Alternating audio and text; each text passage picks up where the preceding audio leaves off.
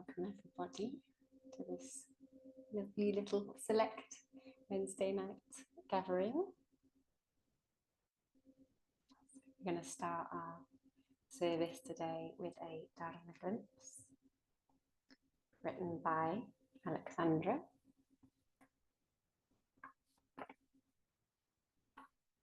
So a Dharma glimpse is a short bit of writing about a moment of insight, a moment of truth, a moment of awareness that has touched somebody within our community and that they have felt drawn to write up and offer to be read out in one of our practices. So we really welcome Dharma glimpses. I've been calling out to Amida a little more frequently recently, not really asking for help as such, but just to be there for me and embrace me in what I need. I spend a lot of time looking at or being in my garden as nature is so important to me. It is a hive of activity and we have so many birds who visit. Robins are one of my favourite birds. To me, they bring the energy of a loved one who has passed away. Territorial by nature, as they want to protect me.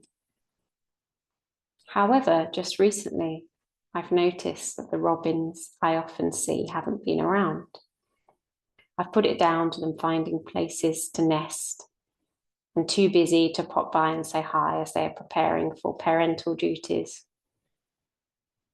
This morning, I've been watching the comings and goings in the garden whilst I engage in my therapy session. For this is the place I find most comfort. I've just started having some typed therapy through work, and as I sit here, I've just finished my second session. It was a difficult session as I completed my timeline of my life of certain events and had to reflect upon how in more recent times the impact of work has been having on me.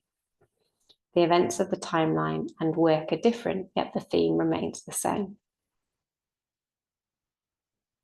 Sadly, upon entering today's session, I had to explain that my beloved Doreen, who was 92 years young, passed away yesterday.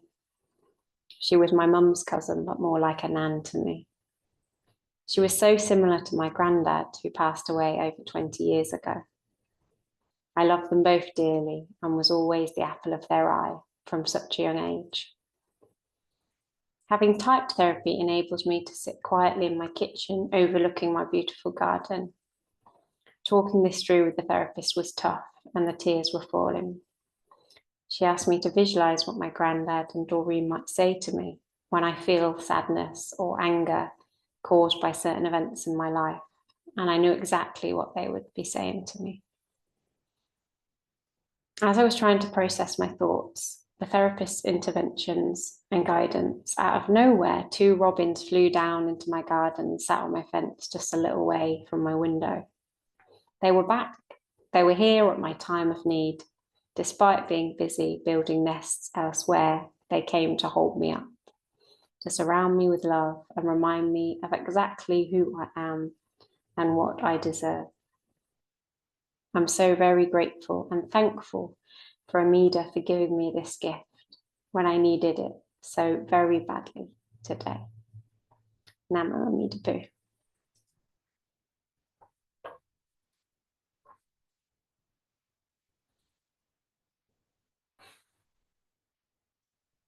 Preparing to move into a period of meditation of about 10 minutes or so. So just having a little wiggle, a little move, getting the body as comfortable as it can be.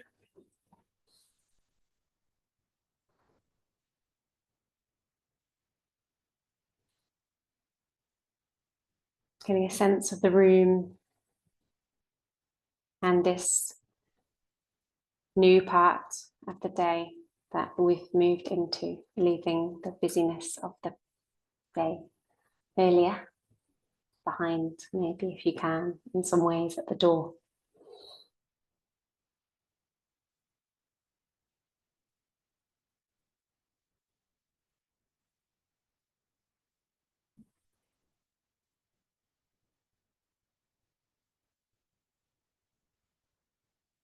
And gradually feeling the sensations of the breath within the body.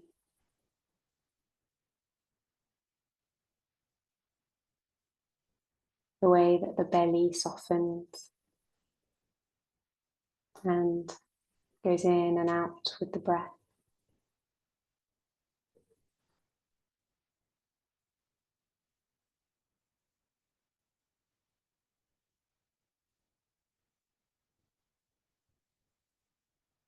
Movement of the diaphragm.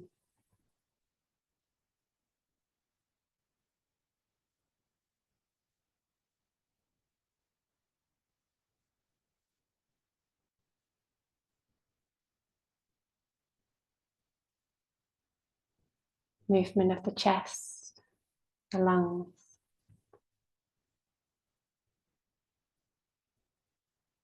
The sides and the upper back.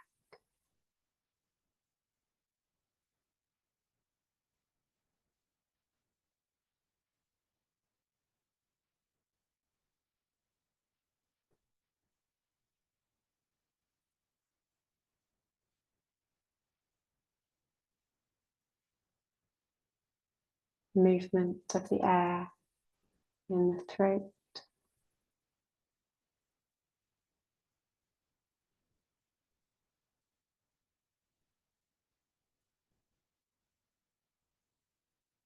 Across the nose or the lips.